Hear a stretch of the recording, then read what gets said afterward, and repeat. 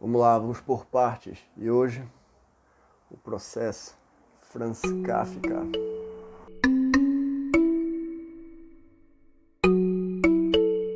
O processo retrata formidavelmente as vicissitudes de estruturas do Estado, desde a cúpula do poder judiciário a servidores de menor hierarquia. Só que tudo isso é muito sutil, é insinuado. E é isso que torna interessante a escrita de Kafka, justamente por convencer e até criar uma suspeita paranoica na cabeça do seu leitor. Kafka, que tinha a formação de direito, traça uma magistral caricatura do sistema, de suas instituições e seus protagonistas, demonstrando a hipocrisia do próprio discurso jurídico, buscando debater as contradições da lei. E o que se percebe e deve se questionar é: deve-se temer esse tribunal invisível e total que induz o indivíduo à disciplina pelo ideal de justiça? Algo que não deixa de ser fundamental ao sistema que vivemos. Se sim, então quanto? Quão coercivo, repressor pode ser esse sistema, o qual todos aceitam, já que ninguém quer abandonar os benefícios da vida em sociedade, né? Não sou um criminoso, logo não tenho nada a temer. Será? A história faz crítica a esse sistema apontando os abusos de autoridade possibilitados pela burocracia e suas formalidades. Formalidade? Pois é. A cena que analisarei começa logo cedo pela manhã, com a invasão no quarto de K, protagonista da história. O invasor, um sujeito alto e largo, para bem na porta de modo todo formal. Postura bem firme mesmo, vestindo uma espécie de uniforme. E esse invasor ignora a pergunta de K sobre quem ele é, o que faz ali, voltando uma outra pergunta, cara, sobre se ele havia chamado. A cena toda é muito delicada e exige uma leitura. Fala sério, o que você pensaria? Sua privacidade sendo invadida por alguém de manhã cedo. O que você faria? Num primeiro momento seria tomar uma atitude rigorosa, até estúpida. Mas quais são as impressões que esse cara parado na porta com a autoridade transmite? Seriam impressões de que fazem qualquer pessoa sensata hesitar. Mas continuemos. Esse invasor, que parece um soldado, se comunica com outro fora do quarto e faz uma afirmação sarcástica. Ele quer que Ana lhe traga o café. K só escuta uma risadinha. E do lado de fora, ao que, sem perder a pose, o invasor responde: é impossível. Pera aí, como assim impossível?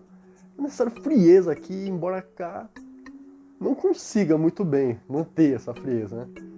Se era impossível servir K de qualquer forma, por que essa cena toda? Esse cara nega respostas diretas, ignora e debocha de K, embora, segundo ele, não precisasse responder nada, já que é impossível. Podia simplesmente pedir para K vir até a sala, mas ele está provocando K, demarcando a posição de ambos, uma posição de superioridade e de inferioridade. Fica com essa intenção na cabeça. Quanto a tudo isso, K busca reagir, se informar, demarcar alguma autoridade. Mas ao querer sair do ambiente, é impedido com o aviso de que está detido. Contudo, esse guarda, poderia ser um guarda, né? Não informa mais nada além disso, pois alega não ser sua função. E pede que K vá para o seu quarto, avisando que ele tem sorte por ainda conversarem com ele. Uma atitude dita amigável, muito amigável. A vontade é de chutar o balde, ser rude. E muita gente gosta de acreditar que agiria dessa forma. Mas K já sabe que a sua situação é desfavorável. Por isso não quer piorá-la. Afinal, ele é uma pessoa inteligente, tem um cargo importante num banco. Não precisa recorrer a baixarias. Ele quer sair da situação sem maiores constrangimentos. Então, conforme a situação vai se desenrolando, vários comentários e comportamentos desagradáveis, mas sutis, são tomados. Tapinhas camaradas em K, observações sobre suas roupas, que traz de trocar por uma mais simples. Um dos guardas fica próximo às costas de K o tempo todo, sem dar muito espaço. Liberdade que os guardas tomam Inconveniências que são toleradas com paciência por cá, que aceita a situação e encara como um desafio, pois vive em um estado de direito, com todas as leis em vigor e na qual reina a paz. Então, uma resposta coerente tem de vir, ou tinha de ser percebida por ele. Ele chega a considerar tudo aquilo uma grande brincadeira de aniversário. Pois é, esse é um detalhe importante. É o dia do seu aniversário. O que daria motivos para ele soltar uma gargalhada, jogando verde para colher maduro, né? Mas a atitude dos guardas é tão tensa que parece que ele está em uma corda bamba, onde qualquer instante tudo poderia piorar. Porque alguns guardas torcem para que aconteça. Será que você me entende, né? Nessa hora, cá tem um pensamento revelador. Afinal, ainda estava livre. Será? Ele estava sendo obrigado a entrar num jogo, num processo de motivo desconhecido, algo que acabava com a sua paz de espírito. Uma forma de aprisionamento, já que ele não se sente livre para fazer o que bem entender, uma vez que algo dentro de si o torna culpado. Mas o quê?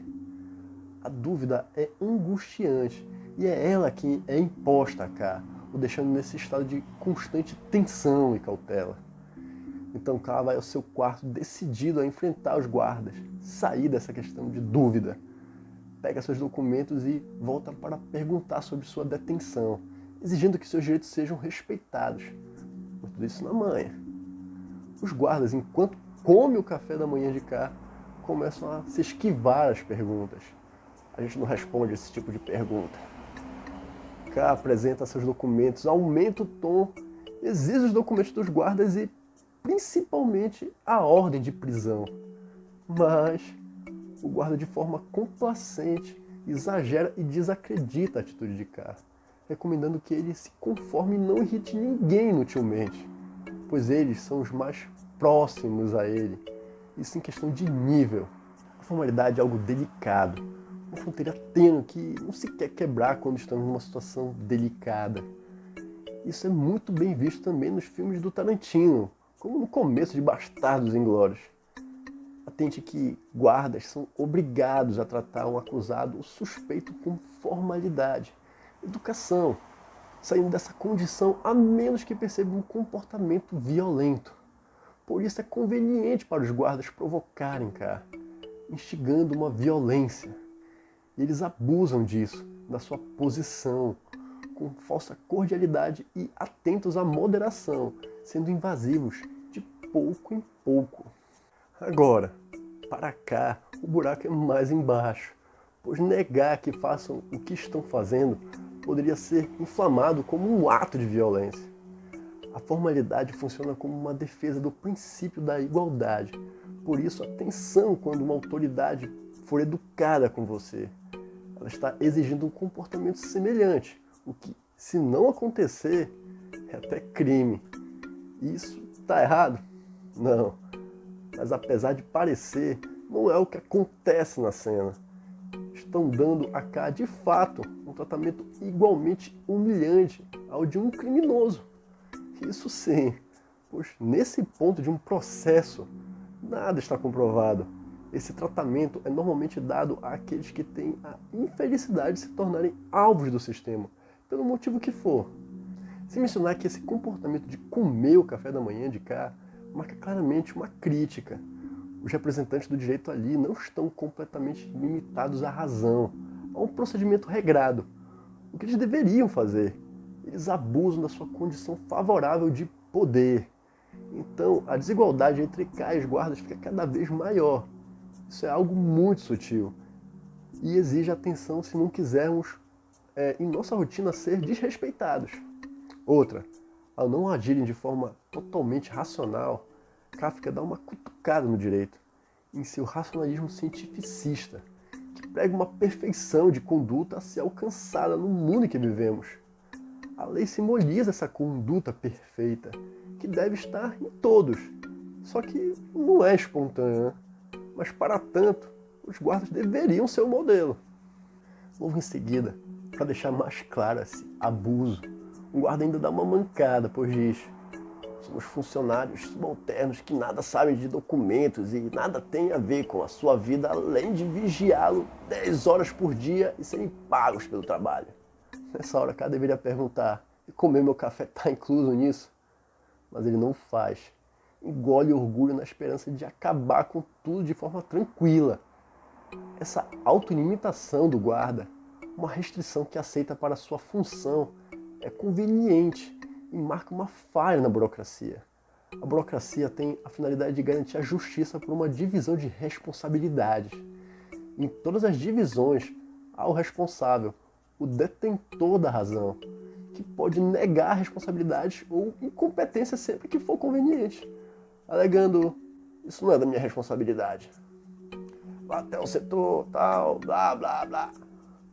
Alguns cidadãos perdem anos, quase uma vida, ao se aventurar por esses caminhos burocráticos, em busca daquilo que é justo. Normalmente, isso os leva a pensar serem uma vítima isolada, mas na verdade são vítimas de uma negligência sistêmica. Tais atitudes dessas autoridades é uma forma de ganhar tempo, desligando o cérebro e paralisando as ações do sujeito que sofre a injustiça. E o guarda continua devido à insistência de cá. Nossos superiores, pelo menos os que eu conheço, e conheço apenas os escalões inferiores, não ficam buscando culpas na população, mas como reza a lei, recebem denúncias, então recorrem a nós, os guardas. É a lei. Como poderia haver erro nisso? Como é que poderia, né? Envolvido na discussão, o cara responde que desconhece essa lei. E o outro guarda responde debochando de novo. E esse ponto é muito bacana. Ele diz: veja, ele diz desconhecer a lei. E afirma ao mesmo tempo ser inocente. Putz. Ou seja, essa última resposta do guarda é uma faca de dois gumes. Talvez o cara esteja realmente cometendo um crime. Não sabe disso. Afinal, ninguém pode se desculpar alegando desconhecer a lei. Faz muito sentido, senão diriam: opa, mas não pode matar? Eu não sabia. Por outro lado, quem conhece todas as leis? Já viram o tamanho da Constituição? Para entender melhor, bora teorizar uma conspiração aqui. Digamos que um Estado maléfico, incluindo todas as autoridades dele, acusasse você de algum crime para os desconhecidos da sua rua ou prédio, e você dissesse que não, que é inocente.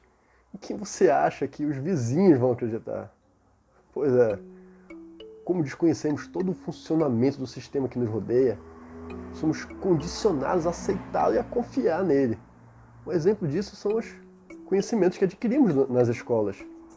Se os professores ensinassem que a Terra é plana, qualquer aluno acreditaria no primeiro momento. E essa confiança na sociedade de que vivemos num estado de ordem nos faz crer que dificilmente algo desestabilizará essa ordem sem um bom motivo. Pensando nisso, K suspeita de si, considera que pode estar errado, que talvez ele seja um criminoso, só não sabe qual foi o seu crime. Afinal, é difícil acreditar numa grande conspiração, né? Pelo menos até ele entender que há um bom motivo. Como é que Kai vai se livrar desse impasse? Mas isso eu vou deixar para um outro vídeo. Ou para o livro em si, que tem muito mais. Então, se está curioso, procura o livro. Mas antes, deixa um like, um comentário e se inscreva no canal. Um abraço e até.